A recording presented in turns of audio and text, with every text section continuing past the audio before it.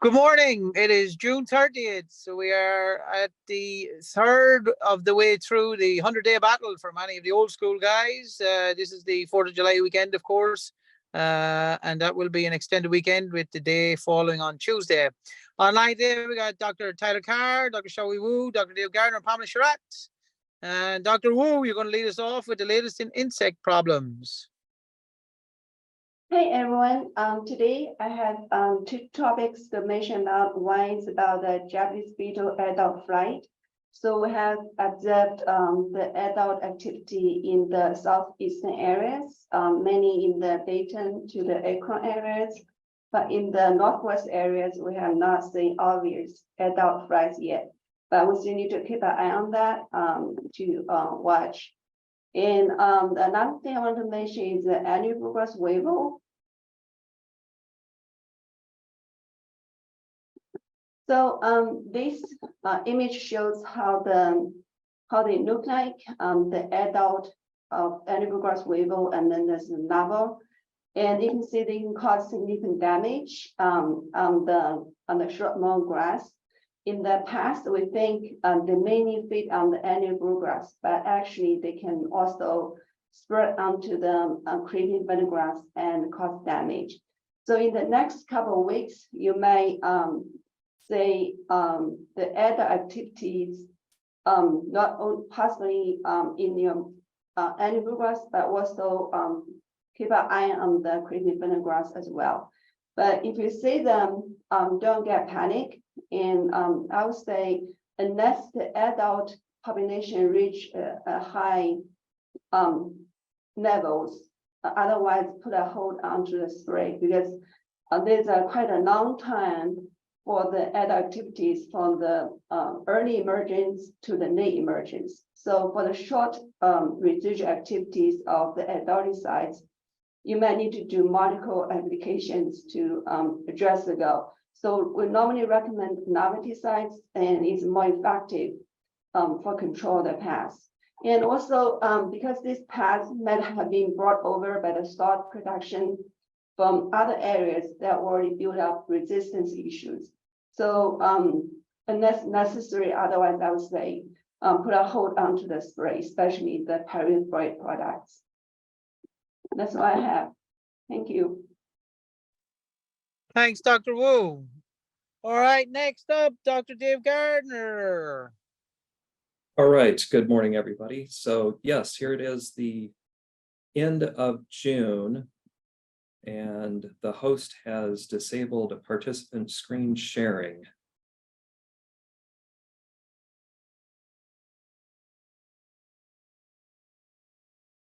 Sorry, Dr. Gardner, didn't mean to exclude you. That's much better. All right. So earlier this year, we talked about no mow May, and I said that the timing of that might be misguided. You know, like that concept was invented in another part of the world. And in May in Ohio, we mow all of the time because we have to, because the grass grows real fast. And not many of the things that bees use for, you know, like pollen sources are really in bloom at that time of the year. But right now in June, it's like the grass isn't growing that much. And there's just all kinds of white clover and this guy here, bird's foot trefoil.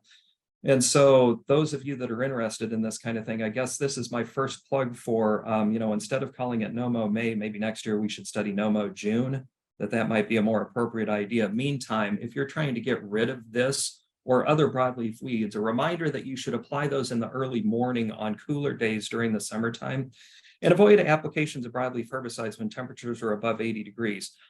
There's an increased chance that you might accidentally get some volatilization, which would cause injury to ornamentals nearby. But more importantly, or maybe just as importantly, if the herbicide volatilizes off of the surface, that means that less of the herbicide is going to get into the plant and it's just not going to work as well, right?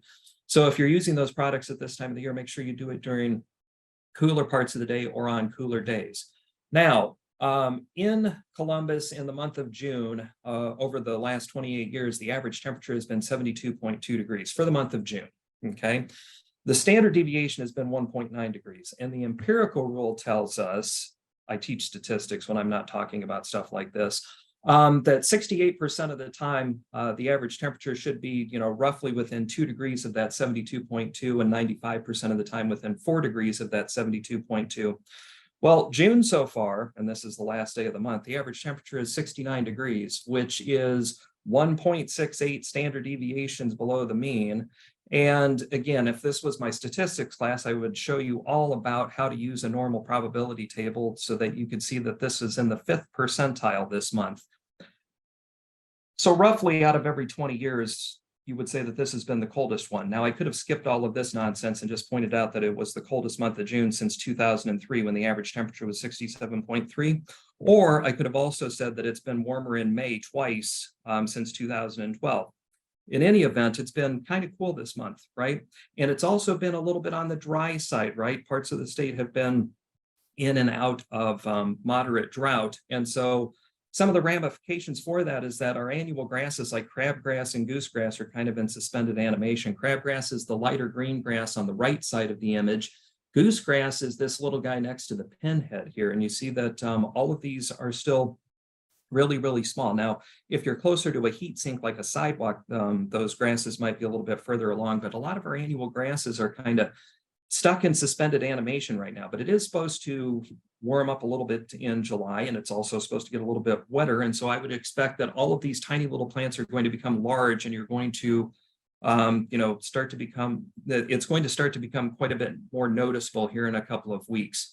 That said, if you see something that looks like this right now, okay, so remember this picture that I showed here of seedling crabgrass and goosegrass. If you have grasses that look like this right now, and especially if you see one that has a seed head on it that looks kind of like this, that isn't crabgrass or goosegrass, that's field pass palum. Okay, so during the month of July, I'll be spending more time talking about the specifics of how to control these different grasses, because there are some differences in recommendation based on the species, but field pass palum is already in bloom, whereas crabgrass and goosegrass are still in seedling stage. So, field pass palum has roughly the same blooming cycle as Bermuda grass. That's what this picture is here on the right, okay? Because it's been drier here recently and people aren't mowing as much, there's also some weeds that you might see that you wouldn't typically in a lawn situation. One of them is this guy here. This is American burnweed, okay? This normally grows 2.5 meters tall, but it will germinate in turf and it will persist until you mow off the top of it, which might take quite some time at this time of the year when you're not out mowing regularly. So you can use repeat applications of 3-way herbicides or triclopyr to control that. And then another thing that you might see is something like this, tree seedlings, okay? So we normally don't consider trees to be a weed in turf grass because after the tops grow up above the line of the mower, they get mowed off and they go away, right? But since it's been both a little bit cooler and a little bit drier, tree seedlings are kind of in suspended animation too. So you can either wait for these to grow up and let the mower get them, or any standard 3 or 4-way formulation will hasten that job for you. And that's what I have for today. Thank you, Dr. Gardner. Much appreciated. Dr. Carr. All right, everybody. Hope everybody's doing well this last day of June. So I received this photo from an extension educator recently, yesterday, in fact, and there was a homeowner asking if the ash from the wildfires that were bringing hazy conditions and pretty subpar air quality to our area was causing ash on their leaves of their grass. So essentially, this guy was rubbing these leaves and had ashy residue on his fingers. Well, this is slime mold. This is something that's pretty common this time of year. We get some warmer temperatures and cloudy conditions and some wet conditions. And this is really just a cosmetic thing. After I saw this photo, I was looking around my lawn. I saw some in my lawn too. Really, you just you can mow it off. It's not going to cause any damage. And with the warmer conditions that we're going to have and some above average rainfall over the next couple weeks, I would expect to see more and more of this. Now, if we're seeing this because of wetter conditions, I think that's okay, since we've been in a moderate drought. Hopefully we can start alleviating that as we move forward.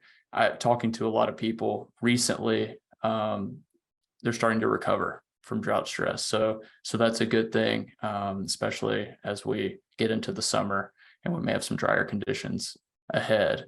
Let me transition over to another thing. So something that I recommended or shared with this extension agent or extension educator was our Buckeye Turf site.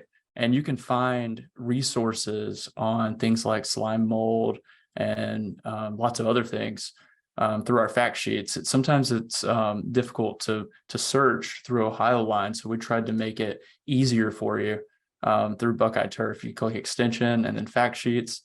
Under pest management, you can find slime molds on turf grass.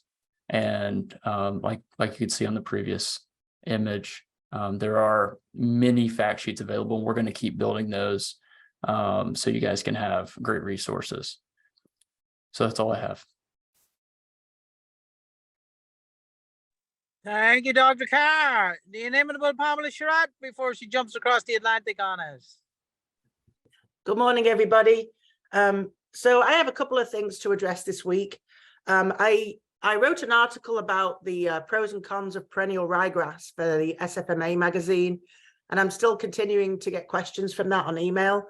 One of the questions I got was from someone who's has predominantly ryegrass field with some bluegrass, and it's an outfield, and wanted to know what can we do in the spring in relation to trying to either prevent or control that stalkiness of perennial ryegrass when it tries to go to seed. So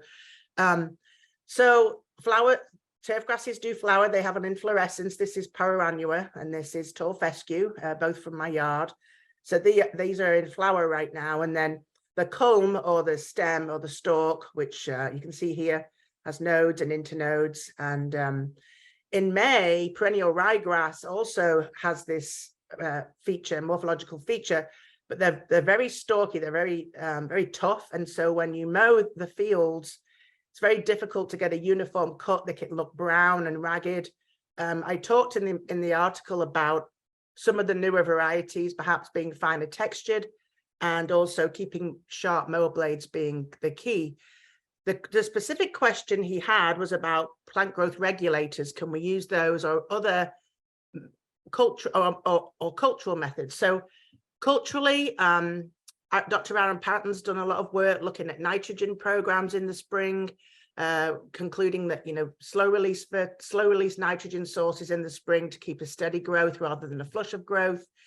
And also there's been some interesting research about whether to scalp during the process. So when you start to see the stalkiness appear, if you scalp the grass down a little lower than normal, and then you recover through a solid nitrogen program, you can try and mask the stalkiness that way.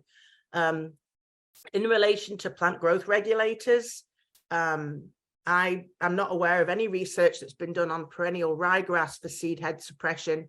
It's a common practice on golf course management for annual bluegrass seed head suppression to use growth regulators, but not perennial rye. And in fact, there's a lot of forage research out there that shows that people who are looking to increase yields, increase tissue and seed head yield production in the spring will use growth regulators to actually increase yield versus suppress.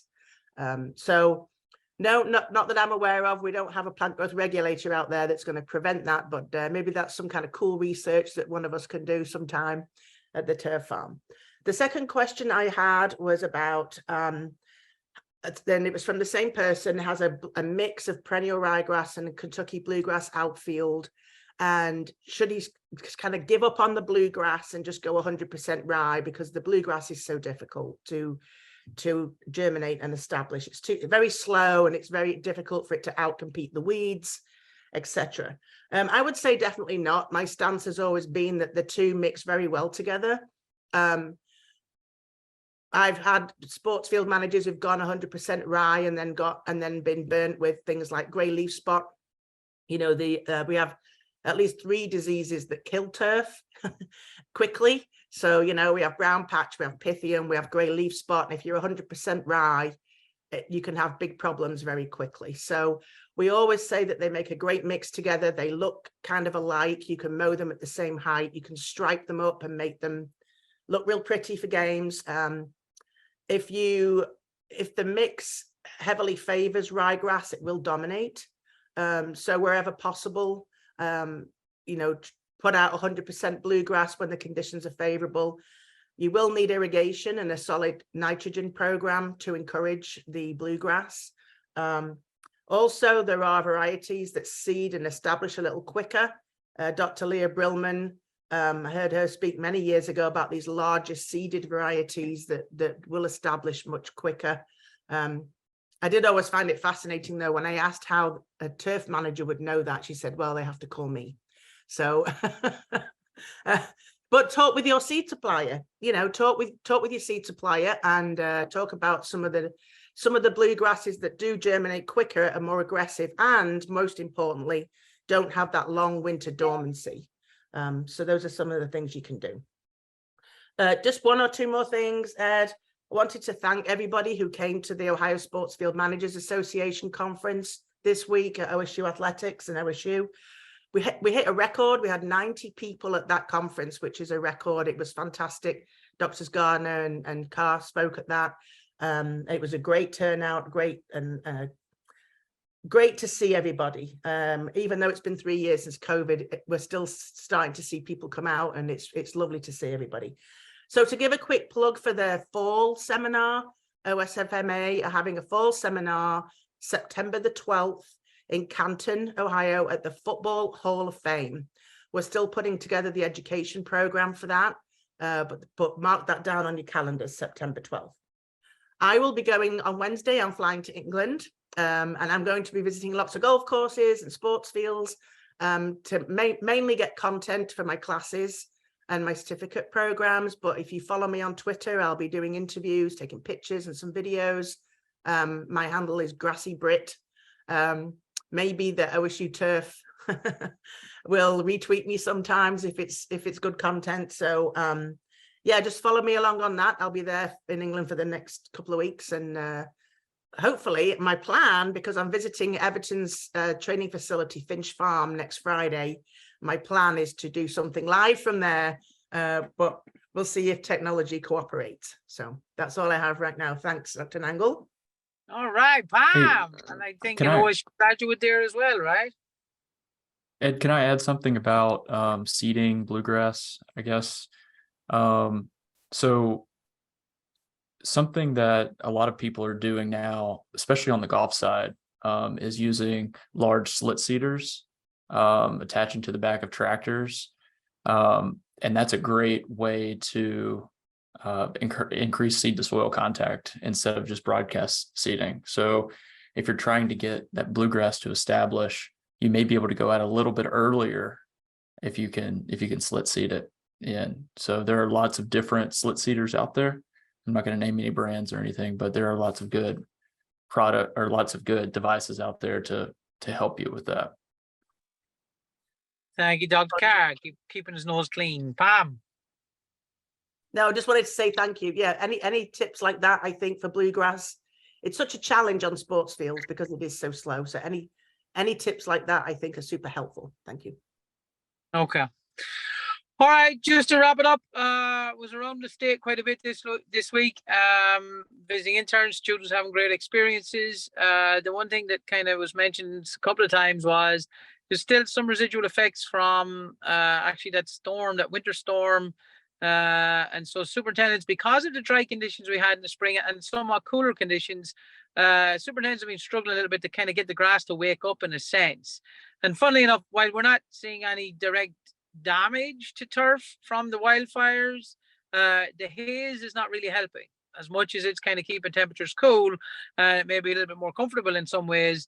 Some of our grass species, and even within the grass species, there's cultivar variations there, are probably still struggling a little bit. And unfortunately, as it stands, patience is going to be probably the only thing that we can offer, because we don't control Mother Nature. And so if we can get back to 80 degrees and sunny, with no impediments, and that rainfall every third night, which is never going to happen, then conditions would return to being ideal. But as it is, superintendents are battling to get their conditions where they are. I think on greens, most people are in pretty good shape. It's just some of those other areas around the course that may be causing some headaches as far as trying to get it back. With that, we will see you all next week. Enjoy the holiday weekend, and thank you all. Dr. Carr is putting up those contact details. So we got a podcast. The website's fully up and running now. The various Twitter handles, and if you have questions, make sure and email us at buckeyeturf@osu.edu. Thanks all. Thank you. Can I quickly add something? Oh, yep, Dr. Wu, just before I stop recording, go ahead. For talking about the ABW, the annual progress waiver, the adults, if you see a lot of adult activities, and there's some mechanical way that you can remove quite a good proportion of that. It's after the mowing basket can connect quite some, especially mowing the grain. You can get probably about 30 to 40% of the ABW actually on the surface. And it's not that effective for the high cut grass, like the fairways, the corners, and tees maybe not work that well, but in greens you can catch quite some of the adults. All right, Dr. Wu, with some extra cultural practices. Okay, with that, we will wrap it up. Thank you all.